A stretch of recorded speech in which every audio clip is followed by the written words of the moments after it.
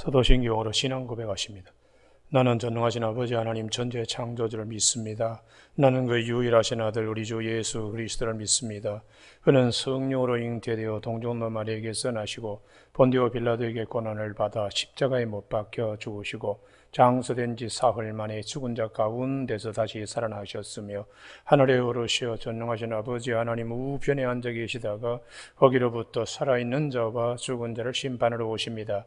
나는 성령을 믿으며 거룩한 공교회와 성도의 교제와 죄를 용서받는 것과 몸의 부활과 영생을 믿습니다. 아멘.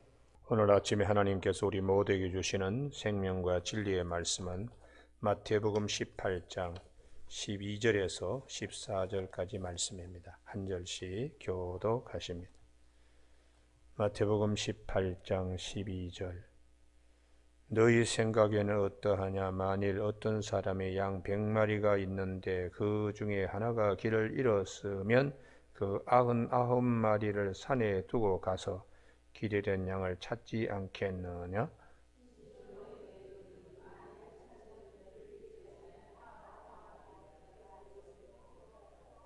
같이 읽습니다. 이와 같이 작은 자 중에 하나라도 잃는 것은 하늘에 계신 너희 아버지의 뜻이 아니니라. 아멘. 14절 말씀에 이와 같이 작은 자 중에 하나라도 잃는 것은 하늘에 계신 너희 아버지의 뜻이 아니니라 하는 말씀 중심으로 하늘 아버지의 마음을 아는 자녀라는 제목으로 말씀을 나누겠습니다. 우리가 대학에 학과가 여러 학과가 있습니다. 동물학과도 있고 식물학과도 있고 천문학과도 있습니다. 천문학과에서 하늘에 관한 것을 교수나 학생들이 얘기하지 않고 땅에 있는 동물들을 얘기하고 땅에 있는 식물들을 얘기하면 그 천문학과가 아닙니다. 천문학과는 교수나 학생이나 하늘에 있는 것에 관하여 연구하고 알고 그렇게 해야 합니다. 하늘에 속한 백성은 하늘 아버지의 마음과 뜻을 알아야 합니다. 그래서 주님께서 마태복음 6장 9절에 너희는 이렇게 기도하라. 하늘에 계신 우리 아버지의 뜻을 알고 기도해야지. 아버지의 마음을 알고 기도해야지.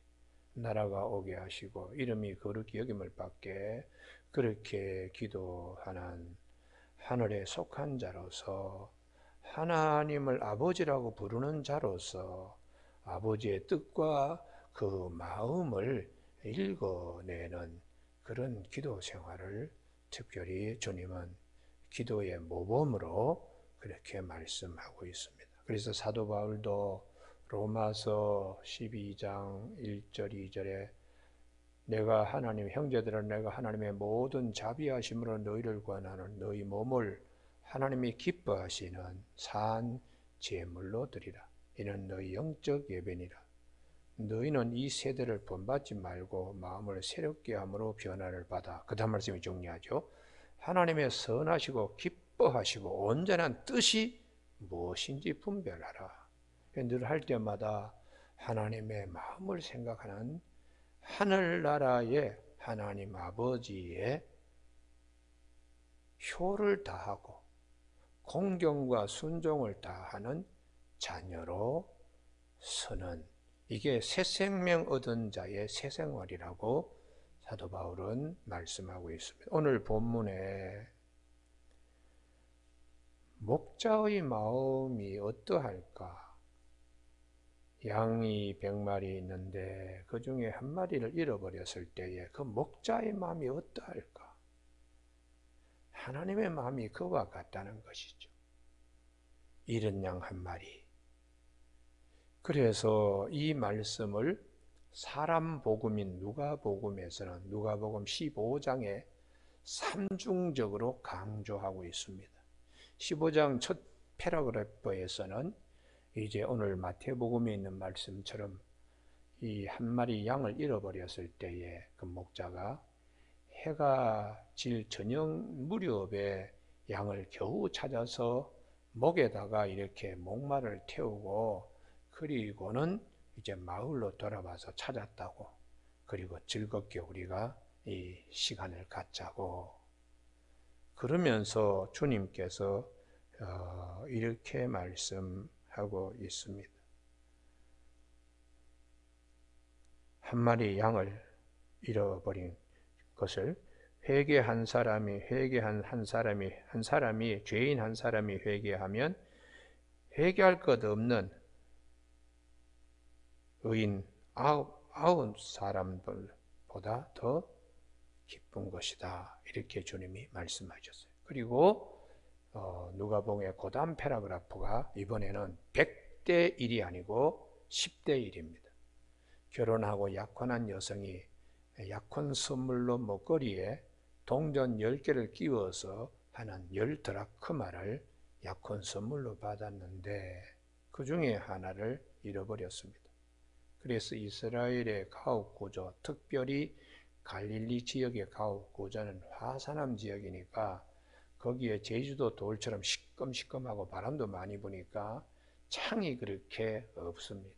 문도 작고, 그리고는 바닥에다 갈대를 깔고 이렇게 이제 거적을 펴고 사는 생활인데 거기서 동전 하나를 잃어버렸을 때에 그걸 찾는데 얼마나 애쓰겠어요.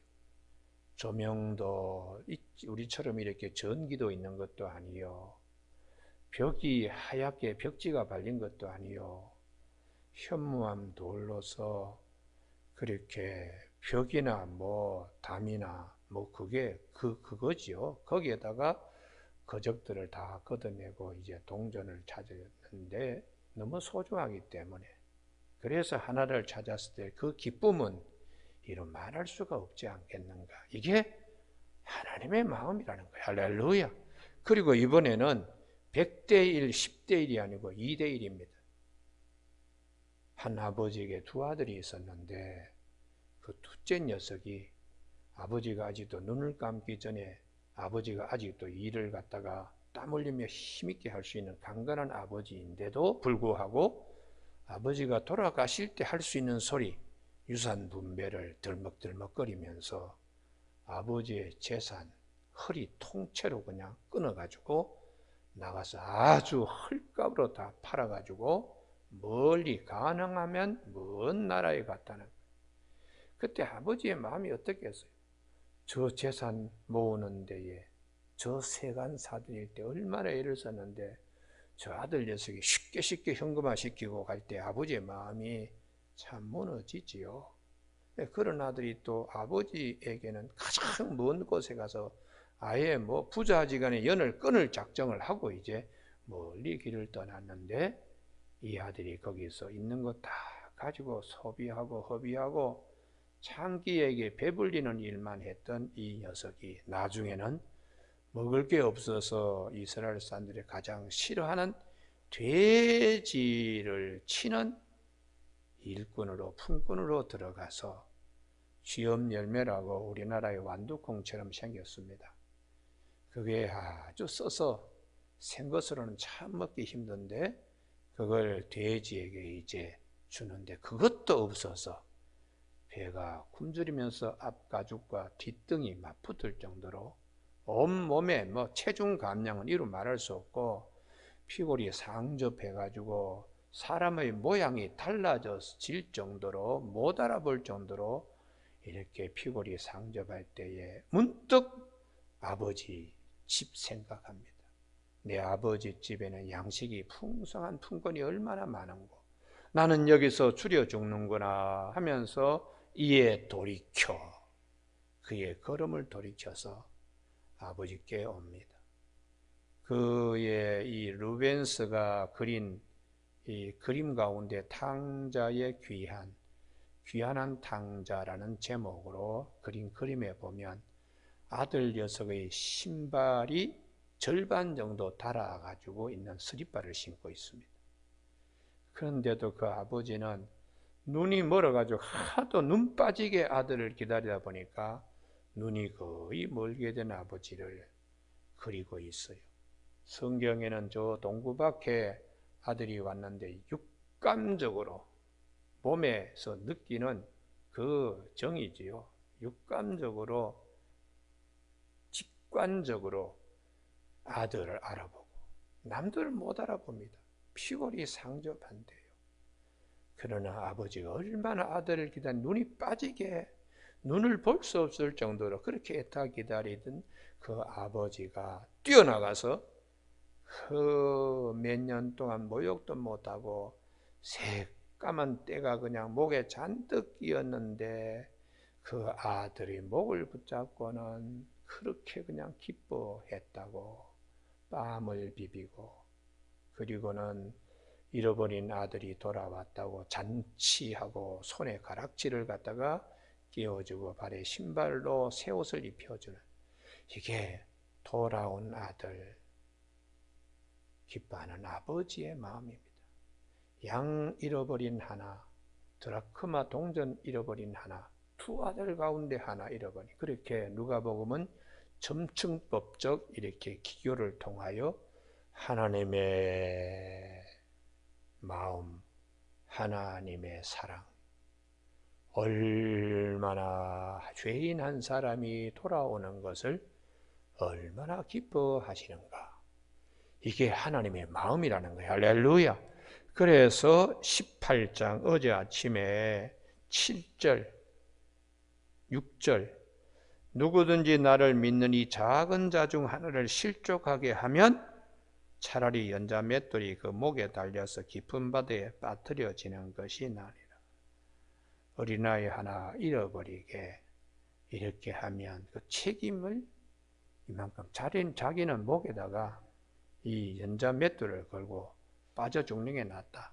그만큼 이 한 생명이 소중하다는 것을 알아야 된다는 것이죠. 할렐루야. 한 생명을 천하보다 귀하게 여기는 마음의, 하나님의 마음을 그렇게 말씀하고 있습니다.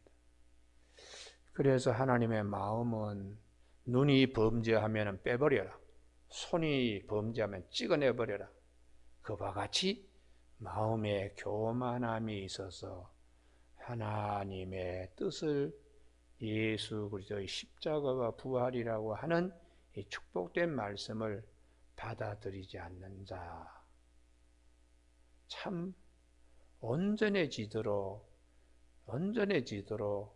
하나님의 마음은 손 찍어내고 눈 뽑아내는 거 왜 그럴까? 온전해지도록, 죄짓지 않고 온전해지도록 가장 큰 하나님의 선물 십자가와 부활, 그거 정말 믿음의 심지로 온전히 갖게 되기를 하나님은 원하시는 것이죠. 그러면 이번에는 반전이 있습니다.